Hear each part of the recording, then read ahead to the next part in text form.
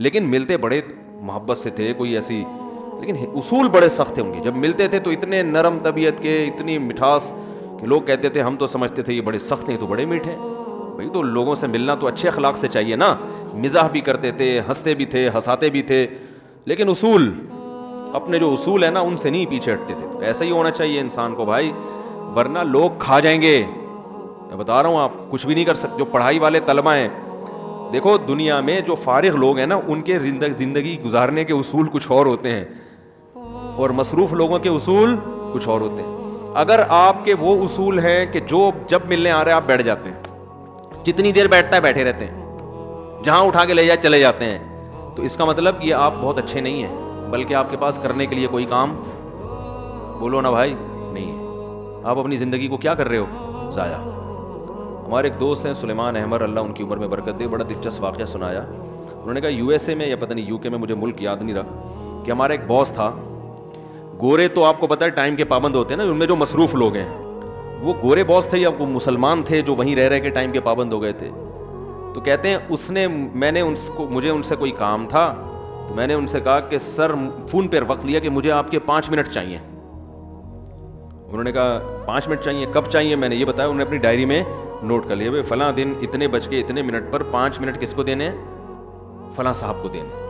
یہ کہتے ہیں ہم پاکستانی, ہم تو جب کسی سے 5 منٹ بولتے ہیں تو مراد 5 منٹ تھوڑی, وہ بیٹھ گئے, جا کے بیٹھ گئے. بھائی ملاقات کا اصول تو یہی ہے نا سر, 5 منٹ مل جائیں گے, ایسے کہتے ہیں نا. تو کہتے ہیں مجھے نہیں پتا تھا کہ ان کے 5 منٹ ہی ہوتے ہیں. کہہ رہے میں پہنچ گیا وقت پہ. اول تو پاکستانی بیچارہ ہم جیسا, اللہ ہم سب کو بچائے, وقت پہ پہنچے گا ہی نہیں ہیں. کہتے ہیں میں بہرحال وقت پہ پہنچ گیا. تو اب ہم بیٹھے تو ہم نے ادھر ادھر کی پہلے شروع کر دی, اور سر خیریت سے, آپ طبیعت کیسی ہے, گھر میں خیریت, بچے ٹھیک, ہاں بھائی. ہوتے ہوتے اب جب بات کرنے کا ٹائم شروع ہوا تو 5 منٹ مکمل ہو چکے تھے. یعنی ہمارا جو باس تھا نا وہ اٹھا, مجھے بھی اٹھایا اس نے, بڑی محبت سے نا دروازے کی طرف لے کے جا. کہہ رہے میں دیکھ رہا ہوں یہ ہو کیا رہا ہے میرے ساتھ, میں دیکھ رہا ہوں کہ یہ میرے ساتھ ہو کیا رہا ہے. تو آہستہ آہستہ دروازے پہ لا کے باہر کھسکا دیا مجھے, اور کہا آپ کے 5 منٹ تھے وہ پورے ہو چکے ہیں. دروازہ بند کر لیا. کہہ رہے ہیں میں کھڑا ہوا دیکھ رہا ہوں یہ ہوا کیا ہے میرے ساتھ, یہ میری عزت کی ہے یا میری بے عزتی کی ہے, ایسا تو زندگی میں کبھی بھی نہیں ہوا, یہ ہوا کیا ہے. غصہ نہیں ہوا, وہ باس تھا نا, ذرا بھی غصہ نہیں, کوئی سختی نہیں, ایسے نا جیسے مسافہ کر کے اٹھاتے ہیں نا کسی کو, چلے خود بھی اٹھ گئے آپ, آہستہ آہستہ دروازے کی طرف, ہوتے ہوتے دروازے سے باہر, السلام علیکم, 5 منٹ پورے ہو. کہہ رہے میں بڑا پریشان ہوا یار یہ کیا ہے. کہہ رہے بہرحال بات تو صحیح ہے, 5 منٹ تو پورے ہو گئے. تو کافی دیر بعد سمجھ میں آیا کہ ہوا کیا ہے. کہہ رہے پھر میں نے دوبارہ ٹائم لیا, سر ٹائم چاہیے کتنا, میں نے کہا 20 منٹ چاہیے کم از کم. اچھا بھائی کس دن, فلاں دن, چلو جی. کہہ رہے ہیں دوبارہ پہنچتے ہی سلام دعا کے بغیر ٹو دا پوائنٹ, بس السلام علیکم وعلیکم السلام, بات یہ مسئلہ ہے. اور 18 منٹ میں مکمل کر لیا, 2 منٹ گریوی کے, کہ اس میں کوئی بات پوچھنی ہوگی نا. تو اگر آپ کے پاس ایسا ٹائم ہے کہ جو جب مرضی اٹھے جہاں مرضی لے جائے اور آپ چلے جاتے ہیں, اس کا مطلب آپ بہت اچھے نہیں ہیں. اس کا مطلب آپ کے پاس کرنے دھرنے کا کوئی کام, بولو بھائی, ہے نہیں.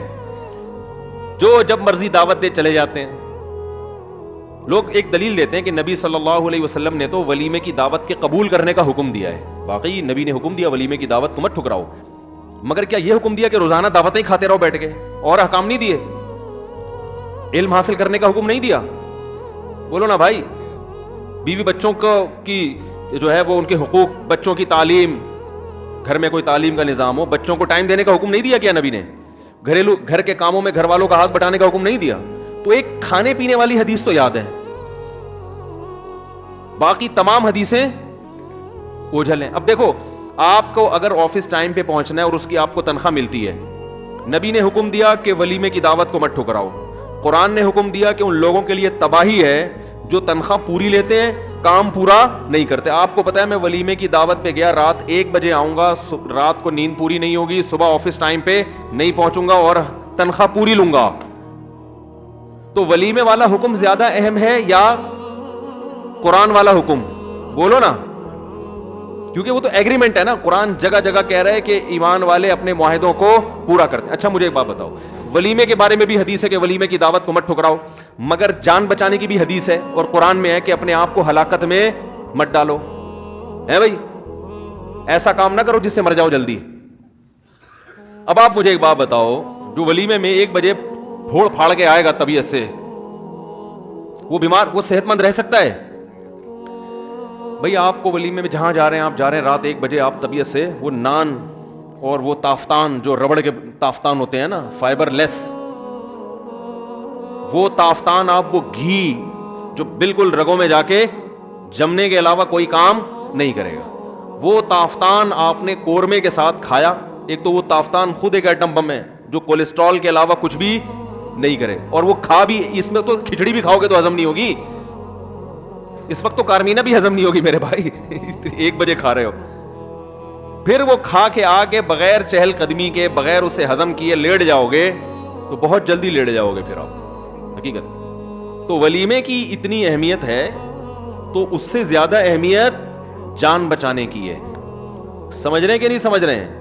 تو یہ سب چیزیں ایک طرف کر کے بس کھانے پینے کا جہاں تذکرہ آئے گا, اور یہ تو ہم لوگ ہیں جو ولیمے اور اس میں ہمیں اعتدال کا حکم دے رہے ہیں. اگر آپ تھوڑا سا چینل اپنا چینج کریں تو پھر تو جمعرات کے کھانے, نظر و نیاز کے کھانے اور 11ویں کے کھانے, وہ پھر کھانوں کا ایک مزید طویل سلسلہ شروع ہو جائے گا. کھانے کھاتا ہی رہے بس سارا دن بیٹھ کے.